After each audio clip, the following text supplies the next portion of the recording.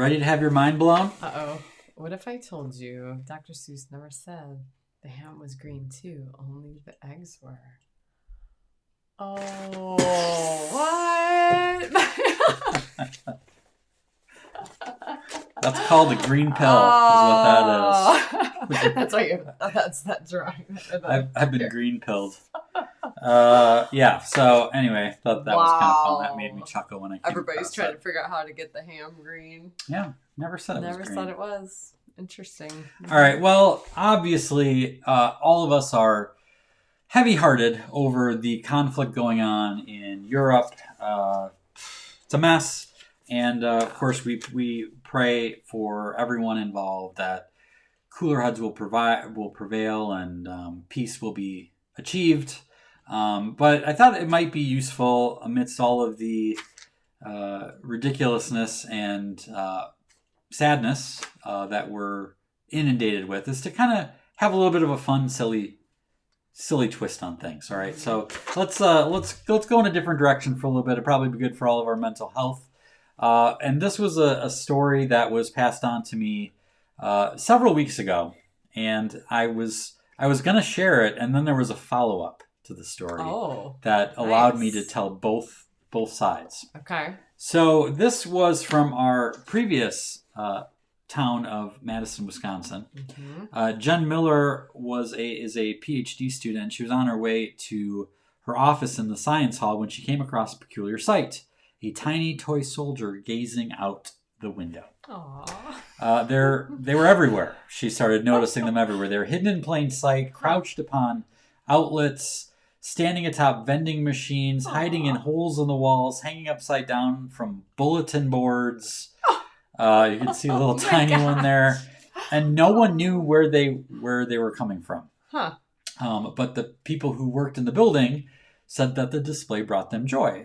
Miller said the past few years, students haven't necessarily been able to enjoy campus as freely as they normally do. It's nice that someone decided to do this random fun thing to liven things up. So there were a lot of theories over what this was about. Well, this was a story that appeared in the Cap Times, which is one of the newspapers in Madison. And the people involved saw the story and they're like, oh my gosh, that's us. I'm doing that. Yeah. So the mystery of the toy soldier takeover was solved. So the masterminds behind the invasion have come forward.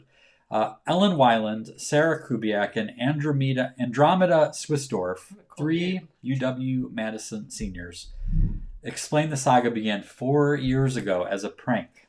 During Kubiak's freshman year, she organized a group of friends to hide toy soldiers around their dorm. Then she enlisted more people to scatter the green men, expanding operations to different buildings.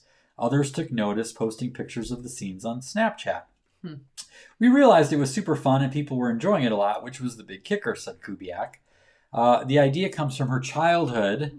Get your Marty out, because it's going to be very familiar. Pokey.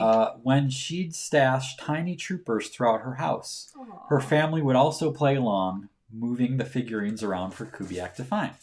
So, fast forward a few years, she comes to UW-Madison, University of Wisconsin, recruits Weiland, statistics and actuarial science major, to help out. Oh my gosh.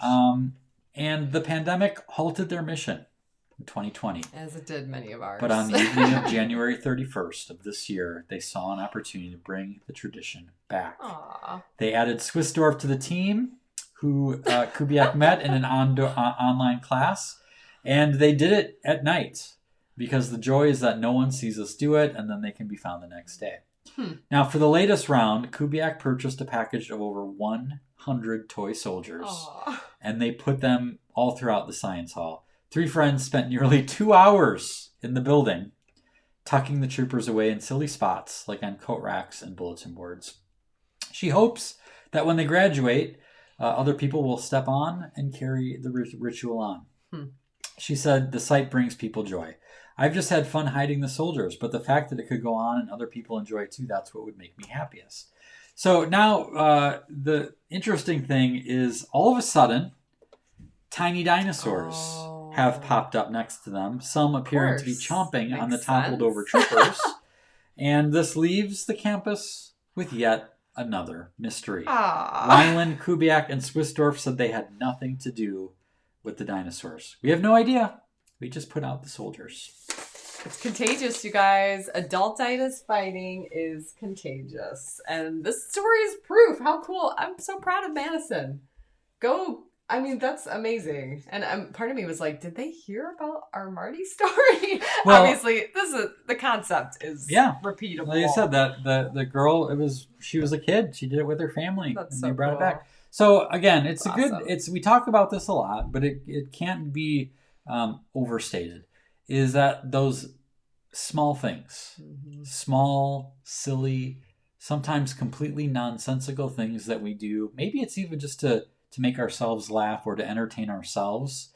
We have no idea the ripple effect that can have as it goes on beyond us. Well, and not to go super, emotional with this, but you talk about that in your programs, and we share this on our virtuals, that those are the things that you talk about at the end of your life, like you talk about when you have your family gathered and you're kind of going, saying goodbye to someone you love. You're not talking about the big stuff. You're literally talking about Marty and the toy soldiers and that time you went out for ice cream in your pajamas. That's the little things make all the difference.